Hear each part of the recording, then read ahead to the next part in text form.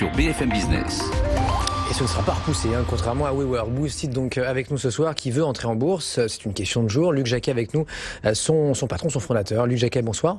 Bonsoir Sébastien. Merci d'être là. L'efficacité énergétique, on est donc carrément dans ce domaine, puisque vous concevez, vous produisez des chaudières nouvelle génération. Alors, c'est un procédé de compression thermique. Vous promettez donc plus économique et plus écologique alors? Bien entendu, et c'est un vrai sujet qui nous concerne tous aujourd'hui, réduire massivement la consommation des chaudières. Les chaudières, c'est 25% de l'énergie qui est brûlée sur Terre. Si on veut arriver à réduire de 45% la production de gaz à effet de serre, il faut qu'on joue et qu'on agisse sur des choses signifiantes. Le chauffage est une chose signifiante dans ce cadre-là.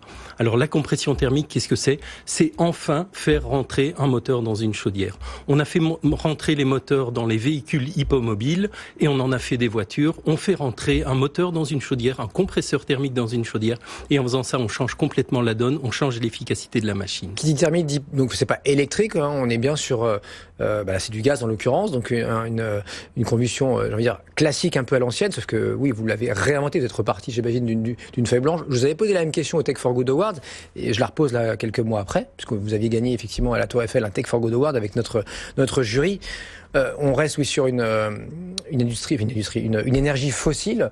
Certains doivent tiquer en disant non, est-ce que c'est encore est-ce qu'on peut partir sur un nouveau projet comme ça? Alors le mix énergétique qu'on va déployer dans les années qui viennent va continuer à intégrer le gaz naturellement.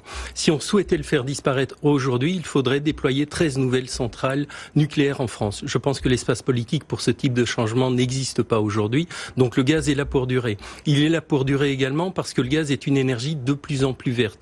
30% de biogaz se trouvera dans le gaz dans les années à venir, d'ici 2030. Et dans notre cas, on rend plus vert ce gaz qui est déjà plus vert. Parce qu'effectivement, on ajoute 50% d'énergie renouvelable au gaz naturel. Bon, la commercialisation, là, vous démarrez tout juste, on est d'accord? Elle a démarré au début de cette année-ci, effectivement, et on est lancé dans cette commercialisation. Aujourd'hui, nous avons enregistré 131 commandes, et notre objectif, d'ici la fin de l'année, c'est d'enregistrer 200 commandes. Ok, alors c'est pour les particuliers ou d'abord C'est une chaudière, à destination des particuliers. Une chaudière de 20 kW qui va correspondre à une habitation entre 100 et 250 mètres carrés en fonction de l'isolation de cette habitation. Une habitation qui consommerait de l'ordre de 30 000 kWh par an. Bon, il y a 20 ou 30 ans, on nous avait déjà fait le coup de la chaudière, il fallait passer à la chaudière, il y avait des aides, etc.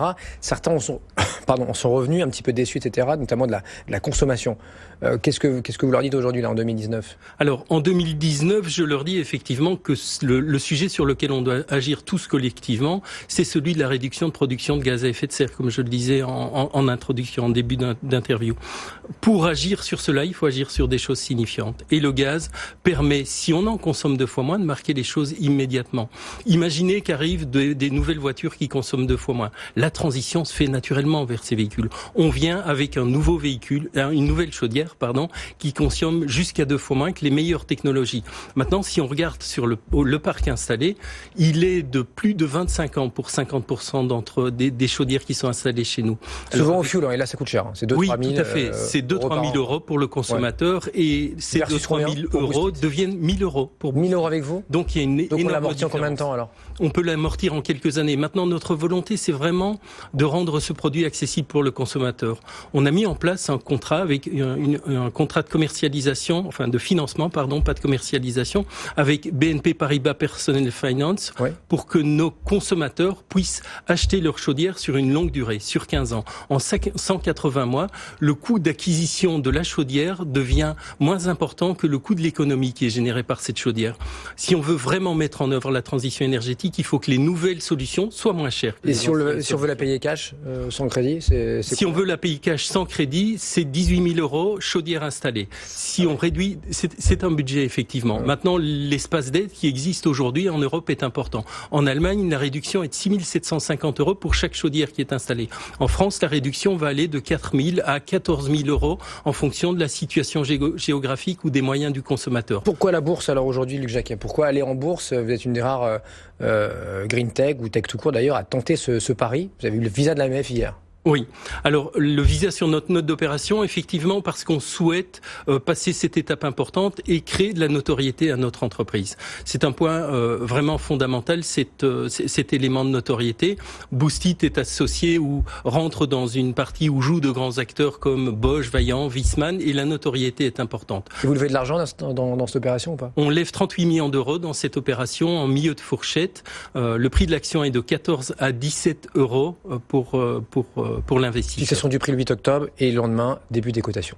Exactement. Merci mille fois Luc Jacquet, Boostit sur BFM Business. On est là jusqu'à After Business, jusqu'à 22h. Donc on vous retrouver Stéphane Nicolo. Merci.